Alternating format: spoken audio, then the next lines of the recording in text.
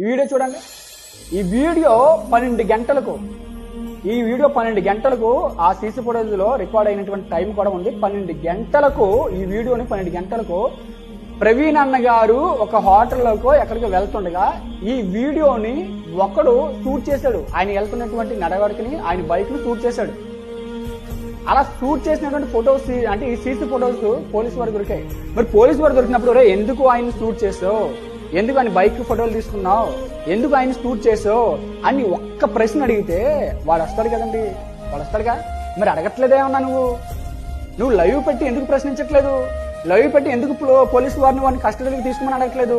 Live పెట్టి ఎందుకు police వారిని, సార్ వాడు ఎవడో కావాలనే ఆయన అబ్జర్వేషన్ చేస్తున్నాడండి, కావాలని ఆయన ఫోటోలు తీసాడండి, కావాలని ఆయన బైక్ ఫోటోలు తీసాడండి, కాబట్టి ఈ విషయాలు ఏవో బయటకు రావాలని నువ్వు ఎందుకు అడగట్లేదు? అడగవు. నువ్వు కూటమి ప్రభుత్వం ఎక్కడ కుప్పకూలిపోద్దావు అని అడగను.